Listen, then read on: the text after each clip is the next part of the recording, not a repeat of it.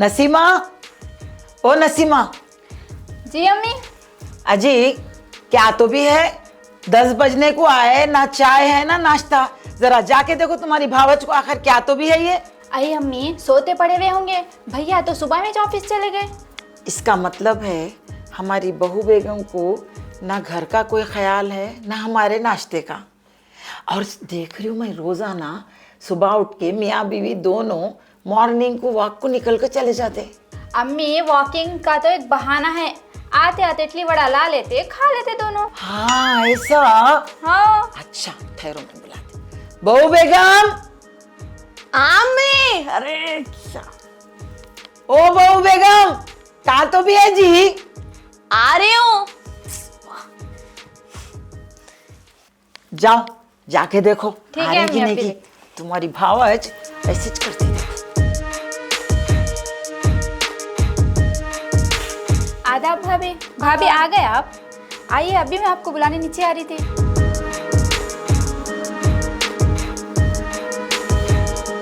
जी हमें बोलिए, कई के वास्ते आवाज दी है मेरे को? अजी अम्मा, नाश्ता बनाने का क्या हुआ? नाश्ता कब बनेगा? चाय कब मिलेंगी? अरे अब भी बना देती हूँ अम्मी, लेकिन ये बार बार सीढ़ियाँ चढ़ना उतरना मेरे से ना हो रहा। आई वो कौन सा हिमालय का पहाड़ चढ़ रही?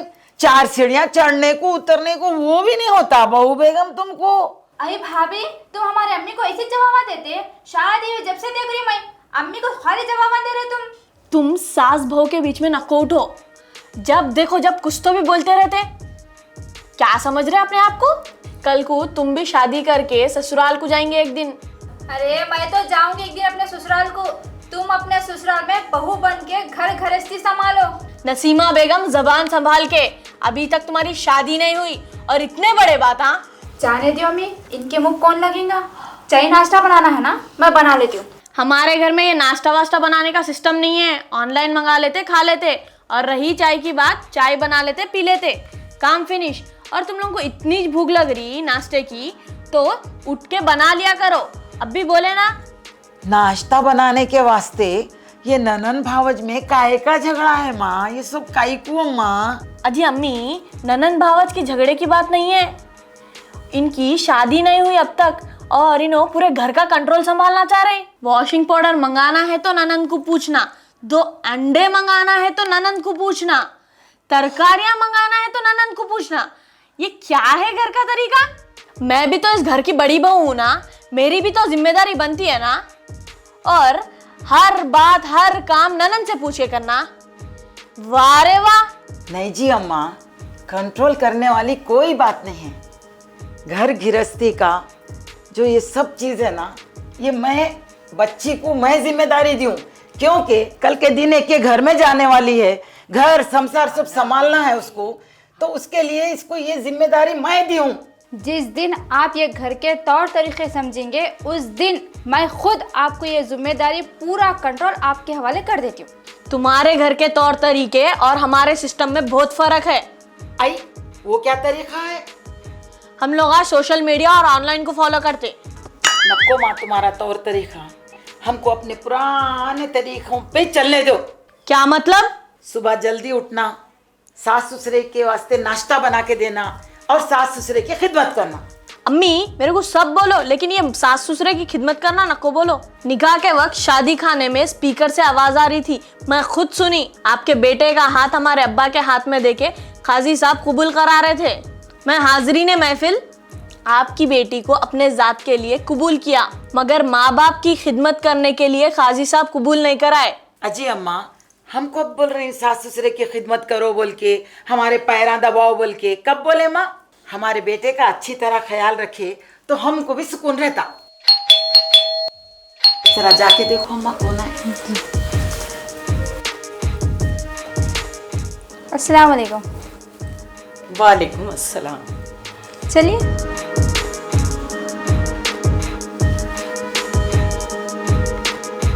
अस्सलाम वालेकुम। वालेकुम अस्सलाम। अस्सलाम वालेकुम अम्मी, कैसे?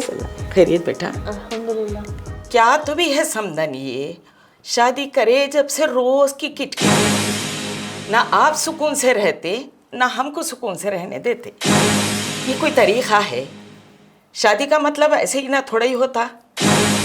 अगर ऐसा है तो दोनों मियाँ बीवी को एक किराए का अलग मकान लेके अलग रख दो। मतलब लड़के की शादी करना और माँ बाप से अलग रखना। शादी से पहले माँ बाप चाहिए, भाई बहन चाहिए, सब होना। शादी हो जाने के बाद में माँ बाप से जुदा करके अलग कर देना।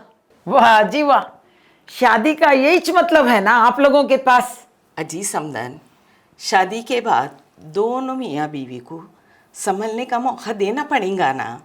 ऐसा बोल रहे हैं बहन आप, दोनों मियाँ बीवी को किराए का मकान लेके अलग रख देना। असल में अब माँ बेटी का ये प्लान है कि मेरे बेटे को उसके माँ बाप, उसके भाई बहन से जुदा करके अलग रख देना। आपकी बच्ची की हरकतों से समझ में आ रहा था कि माँ बाप की सिकावटों में आई हुई है। देखो बहन, बुरा मत मानो, जिस लड़की का घर उसके माँ बाप के रिमोट कंट्रोल से चलता है वो घर घर नहीं रहता। अम्मी, अपन एक काम करेंगे, अब्बा के पास जाके बात करेंगे। हाँ बेटा, चलो तुम्हारे ससुरे के सामने ही जाके बात करेंगे। कब तक तेरे छाछ मेरे बैगन करते रहेंगे? चलिए।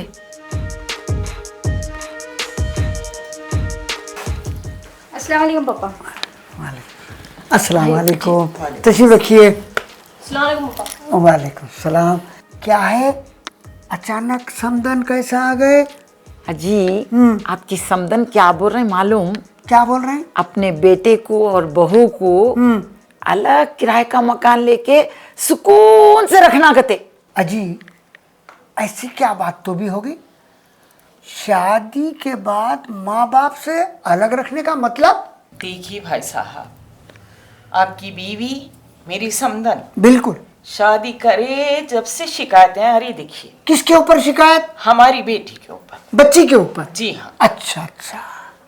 खाना पकाना नहीं आता तुम्हारी बेटी को, ये काम नहीं आता, वो काम नहीं आता। आज बच्ची के हर 4 दिन को फोन आता आपके पास? जी हाँ। अच्छा। कि सास ऐसा बोले, ननन वैसा बोले, सास ऐसा बोले, ननन वैसा बोले। अजी समदन, आपके दामाद हमारे लड़के से आपको कोई शिकायत है? भाई साहब, हमारे दामाद आपके लड़के से हमको कोई शिकायत नहीं है। फिर इससे अच्छी बात क्या होगी? अरे भाई, मियाँ बीवी राजी तो क्या करेंगे काजी। अब मसला है तो सास और ननंद का। अरे ये तो हर घर की कहानी है। सास और ननंद का रिश्ता हमारे समाज में घरेलू तशद्दुद से कम नहीं है, और गवर्नमेंट भी यही हादसों को देख के डीवीसी घरेलू तशद्दुद कानून निकाले। क्या बातें कर रहे हैं जी, जरा सोच समझ के बात करो। आप भी समदन के बाड़ों में आ गए। देखो समदन, बुरा नहीं माने तो एक बात बोलता। आपकी बच्ची को हमारा बेटा यानी उसका शौहर समझ में आ गया, मगर हमारा घर समझ में नहीं आया। ऑनलाइन पूरे मंगा के फाड़ के खाना आ गया, मगर खाना पकाना नहीं आया। आजकल सोशल मीडिया बोल के सब घर में यही चल रहा है। अब कोई बोल रहा है, कोई इज्जत को डर के खामोश जिंदगी गुजार रहा है। भाई, अब बिल्कुल सही बोल रहे हैं। हक की बात मुंह से फक बोल के निकल जाती। सही बोले आप, बिल्कुल सही बोले। देखो समदन, मैं बिल्कुल सच्ची और हक की बात करता हूँ। हर सास की फितरत में रहता कि उसके साथ उसके ससुराल में जो कुछ जुल्म ज़्यादती होती ना, उन्हें अपनी बहू के साथ जुल्म ज़्यादती करके उसका बदला निकालना चाहती। आप समझ गए ना? यानी ये सास अपनी बहू के साथ जुल्म करके उसका बदला निकाल के खुश हो जाती। देखिए भाई साहब, बात यह है कि सास की फितरत में रहता कि बहू को ताने मारना, बहू को डराना और बहू की शिकायत बेटे को करना और हर बात का बतंगड़ बनाना। बहू को बेटा चाहा तो सास को चिढ़ पैदा हो। मैं भी तो अपने बेटे को 25 साल तक कैसा पाली, आज बीवी का दीवाना हो गया। फिर शादी काय को करना? अम्मा का पल्लो पकड़ के रहना।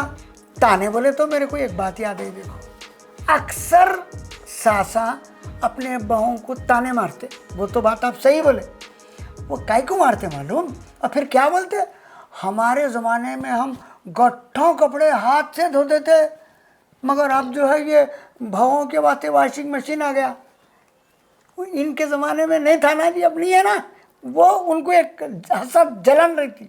और फिर क्या बोलते, हम जो है कुत्ते की मसाले वो सिलबत्ते पे हाथ से पीस दिए। अब इन लोगों को क्या कि वो मिक्सर ग्राइंडर आ गया, इनके ज़माने में नहीं था ना जी। तो बहरहाल ये लोग ये चाहते हैं कि अब फ़ोन के मामले में अक्सर सुने होंगे आप, सासा टोकते रहते, अरे सदा हमारी बहू फ़ोन में घुसी हुई रहती। इनके ज़माने में नहीं था ना जी, व्हाट्सअप था इनके ज़माने में। इनके ज़माने में जो है वो फेसबुक था, इंस्टाग्राम था, नहीं था ना। तो इनको वही तकलीफ़ है। ये जो सासों से रगड़ना झगड़ना है ना, उसकी वजह सिर्फ यही है। ओहो, समदन की बहुत ही तायद कर रहे हैं, क्या तो भी है। हाँ, हक बात बोल रहा हूँ जी, जो है वो बोल रहा हूँ मैं, किसी की तायद नहीं कर रहा हूँ मैं। क्या इन्हों भी आपके पेट में दवा डाल दी है क्या, हमारे बेटे को डाल के अपने तरफ करने के वैसा? वो पेट में दवा बोले तो मेरे को एक बात याद आई। देखो, पहले की बीवियाँ क्या करते थे, अब शौहर के बारे में बोलते थे, इन्हों आएंगे तो हम खाना खाएंगे। मगर आजकल के बीवियाँ क्या बोल रही, इन्हों लाएंगे तो हम खाएंगे बोल रही। मगर भावों के ताल्लुक से हमारे एक दोस्त है शायर, क्या अच्छा बोले जी, बहू आई घर में तो रौनक भी लाई, बहू आई घर में तो रौनक भी लाई, मगर जहर घोली स्लोली स्लोली। मैं तो बोल रही हूँ भाई साहब, हर शादीशुदा लड़की अपने अपने ससुराल में इतनी मजबूत हो जाए कि सिवाय प्यास के कोई दूसरा उसकी आंखों से आंसू निकाल ना सके। क्या बात बोले समदन, बिल्कुल सही है। हम कभी नहीं चाहेंगे कि किसी बहू की आंख से आंसू निकले, और बच्चे के माँ बाप की आंखों से भी आंसू नहीं निकलना। लेकिन बच्चों को शादी के बाद माँ बाप से जुदा करके अलग किराए के मकान में रहना, ये मैं समझता हूँ कि माँ बाप के लिए बहुत तकलीफ दे बात है। अब देखो यहाँ पे क्या बोल रहे हैं, ज़रा गौर कीजिए कि माँ बाप से जुदा होना शादी के बाद कितनी ख़तरनाक बात है, कितनी तकलीफ दे बात है। दुनिया मकाफाते अमल है। आज आप एक औलाद बन के अपने वालिदैन के साथ गलत कर रहे हैं, कल को आपकी औलाद आपके साथ करेगी। ये दुनिया है, यहाँ यही होता है। और मरेंगे नहीं आप, जब तक आप उन वालिदैन की सिस्कियों का हिसाब नहीं दे लेंगे, आप मरेंगे नहीं। ये मेरी बात याद रखिएगा, ये इसको कहीं सुनहरी हरूफ से अपने पास लिख कर रख लें कि जो वालिदैन की इज्जत नहीं करती औलादें, वो नेस्तो नाबूद हो जाती हैं। ना उनके पास पैसा बचता है, ऐसी तबाहियां फिरती हैं उनकी जिंदगियों पर, और ऐसी बीमारियां उनको चिमटती हैं कि सारा पैसा उनका बीमारियों पर लगता है। और लोग समझते हैं कि हम अमीर बहुत हैं तो हम खर्चा कर सकते हैं, हमारे पास बड़ी बड़ी जो है वो अपॉर्चुनिटीज़ मौजूद हैं। अपॉर्चुनिटीज़ नहीं मौजूद। ये जिसको तकलीफ और दुख और दर्द दिया है ना, अगर रात को नींद नहीं आती तो जाओ अपने माँ बाप से माफ़ी मांगो जाके। उनका जिनका दिल दुखाया है, जिनको तकलीफ पहुंचाई है, अजियत पहुंचाई है, माफ़ी मांगो उनसे। एक आपकी बीवी और एक आपके माँ बाप, ऐसे रिश्ते हैं कि जिनको तकलीफ और अजियत पहुंचाई ना तो दुनिया में ही भुगत के जाएंगे। अरे सुनो सुनो, पापा बोले थे देखो यही मखदूम ब्रदर्स बोल के, चलो आगे जाएंगे। हाँ चलो जी जाएंगे। अंदर चले आना पड़ता पूरा, जल्दी से। हर घर की पसंद पिस्ता हाउस, हर फैमिली की पसंद पिस्ता हाउस। अस्सलाम वालेकुम एवरीवन, होप कि आप सभी खैरियत से होंगे। अगर आप सभी को हमारी वीडियो पसंद आई तो आप सभी सबसे पहले हमारी वीडियो को लाइक करें और अपने फैमिली एंड फ्रेंड्स को ज़रूर शेयर करें। एंड बिल्कुल ना भूलें हमारे चैनल कॉमेडी मेकर्स हैदराबाद को सब्सक्राइब करना। Thank you.